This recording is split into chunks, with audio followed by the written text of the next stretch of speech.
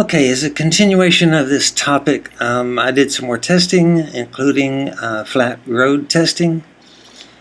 And this is my page with my additional findings. And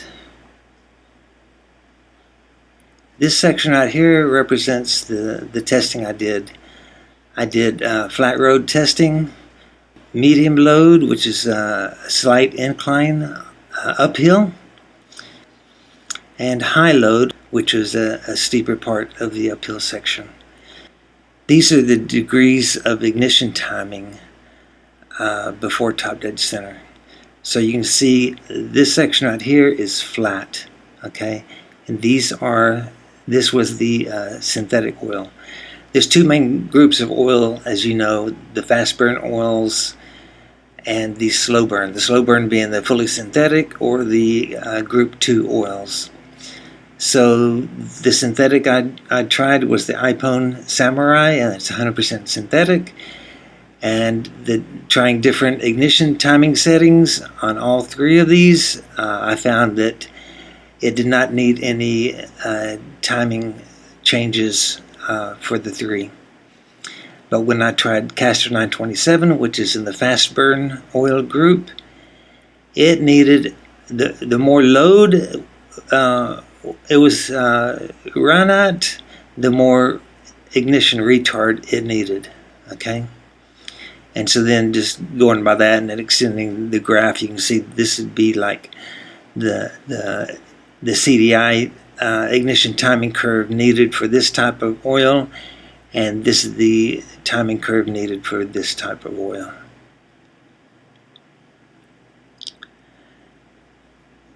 This is an interesting graph right here, which is basically the same right here, and this dual timing curve right here is on an older Suzuki RM250, and it will shift down. It will give more timing retard when you're wide open throttle, but you're not in the high RPM section of the RPM range that it can achieve, which for 250 is up to close to 9,000. So this is what a fast burn oil would need. It would need that ignition retard under full load. If you're using a group 2 oil or fully synthetic, this might be a little bit detrimental. The red graph here is showing an analog CDI without any throttle position sensor. It's just got a set curve, okay? And typically for those, they're somewhere between the two extremes there.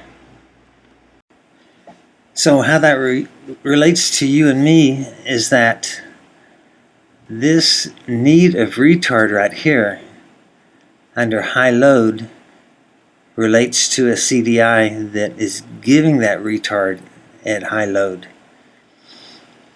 So it depends upon what kind of CDI you have. Most of them are just set. You can move the static coil plate clockwise or counterclockwise, which shifts the whole graph up or down.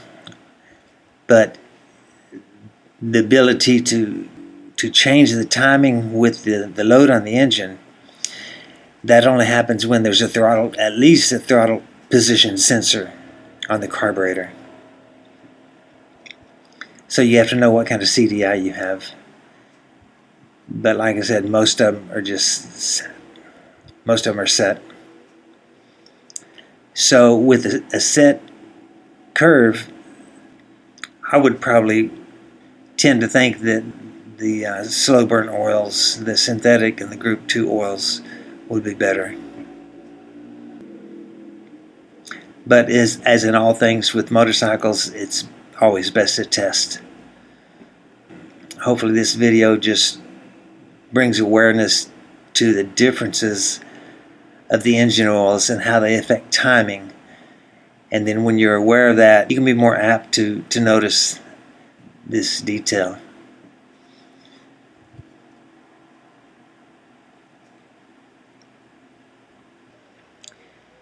This represents my idea of the effects of the different two groups of oils and their effects on the combustion pressure inside the cylinder. This dark blue graph represents the PSI with a fast burn oil, and the green graph, the PSI with the slow burn oil. Okay. The effect on the crank itself will basically give the same speed. But when you're talking about a high load situation, the whole graph is important. Even though we lose pressure here, and you can see that loss right here, and this part of the crank force graph.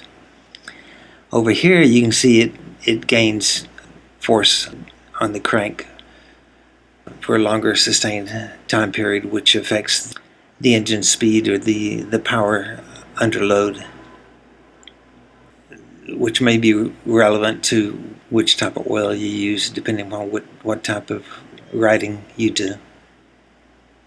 So I'm just going to leave you with this one closing thought. The type of oil that you use has an effect on the ignition timing needed. And so no matter what your situation, you should test your timing. Try different timings in the typical riding situations that you endure, and find out what timing gives the best power. Okay? That's it. Just test the timing. Okay, my friends, thank you for watching. Take care.